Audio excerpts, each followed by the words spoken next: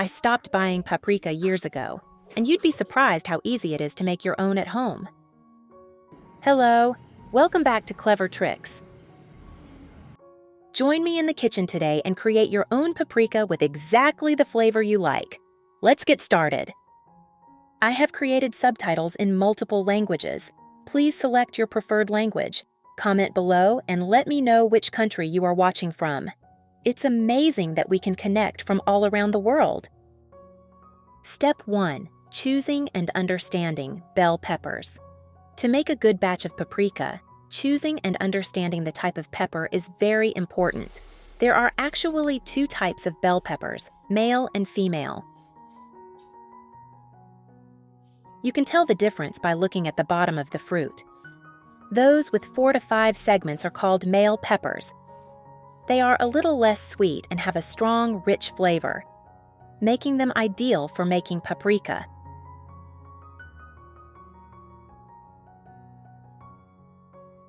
Those with 3 segments are called female peppers. They are sweeter and great for eating raw or adding to salads. Of course, you can always adjust the flavor of the paprika powder to your own taste. I like a balanced, rich flavor that is not too sweet and not too spicy, so I use both types, usually 1 sweet and 2 less sweet ones to create a full-flavored homemade paprika powder. Step 2. Add dried chili peppers for extra heat and aroma.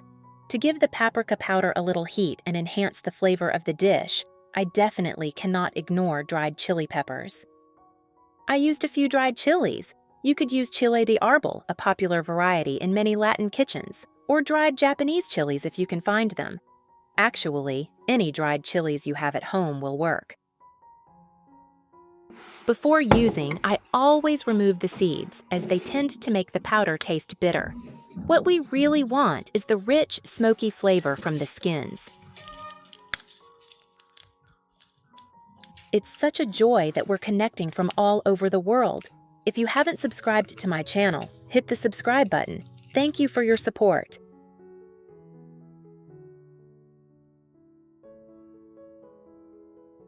After removing the seeds, save the skins for the final step.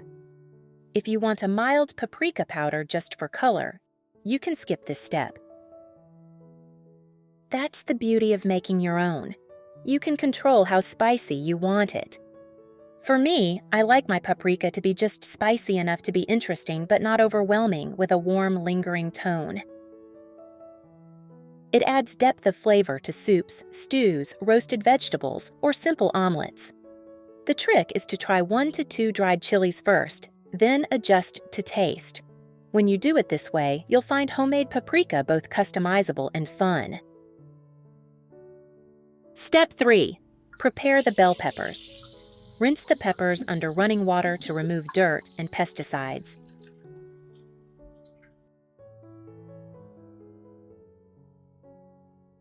Use a clean towel or paper towel to dry them completely. Moisture is the biggest enemy when drying peppers, so make sure the surface is completely dry.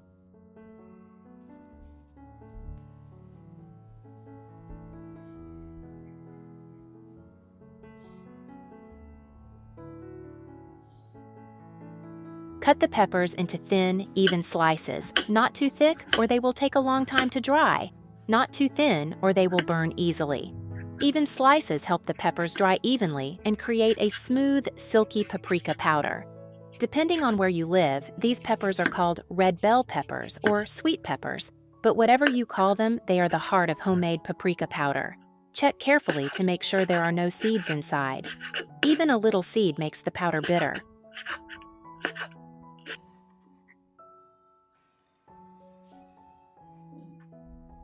You will notice the bright red color of fresh peppers, which is the rich, natural color of paprika powder. Many people do not know that store-bought paprika powder is usually dried and ground red peppers, sometimes with preservatives or artificial colors. When you make it yourself, you know exactly what's in the dough. Only pure, natural, fresh ingredients. Step 4. Dry the chili. Spread the chili slices on a tray or drying rack, not overlapping each other so that the chili dries evenly. This is the step that turns the thinly sliced peppers into a rich, flavorful paprika base. I usually use the oven tray that comes with the stove, but you can use any clean tray. Arrange the chili slices in a straight line, leaving space between slices for air circulation. Preheat oven to 200 degrees Celsius, 400 degrees Fahrenheit, and place the tray in. Important: leave the oven door slightly open to allow moisture to escape, avoiding steaming the peppers instead of drying them. Dry for 25 to 30 minutes, checking periodically for even drying.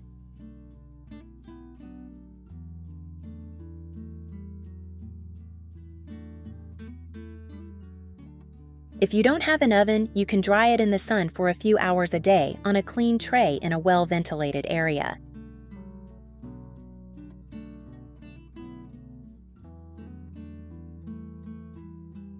If you don't have an oven, you can dry it in the sun for a few hours a day on a clean tray in a well-ventilated area.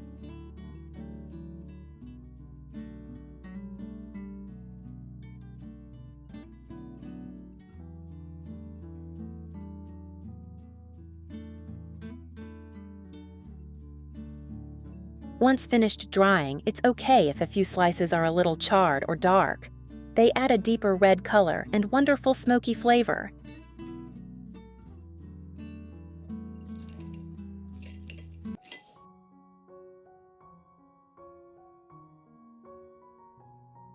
The trick is to be patient and let the chilies dry completely. Step 5. Grind the chili into paprika powder. Once the chilies are completely dry, the most exciting step is grinding them into powder. Prepare all the dried chilies and a few dried chilies with the seeds removed. Make sure the chilies are crisp and easy to break apart. This is a sign they are ready to blend. Place everything in a food processor, spice grinder, or blender, and blend on low speed until smooth.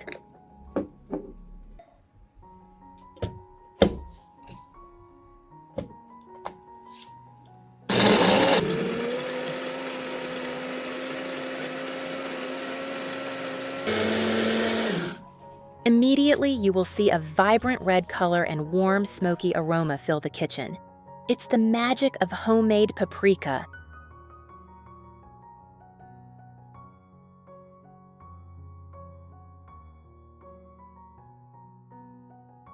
If you want it smoother, you can sift it through a fine mesh and regrind the larger pieces.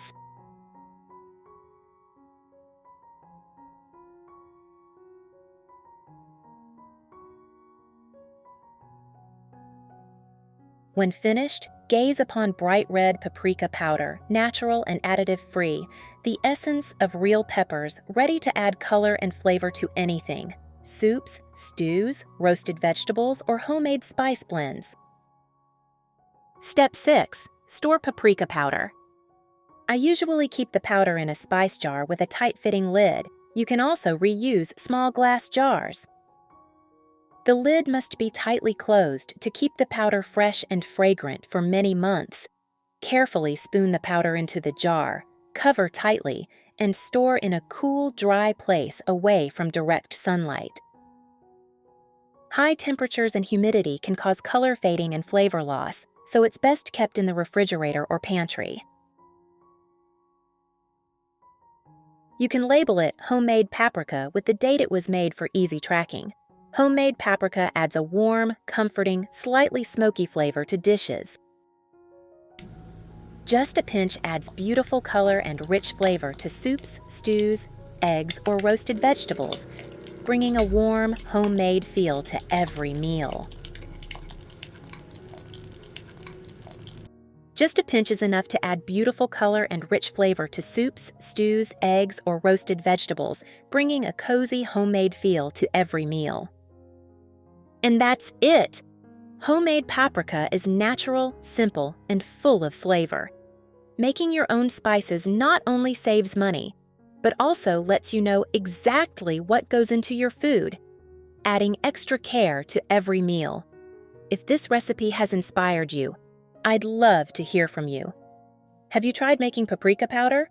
or share your favorite way to use paprika powder. Don't forget to like the video, share it with your cooking friends, and subscribe for more easy, practical kitchen tips. Thanks for watching and have a great day.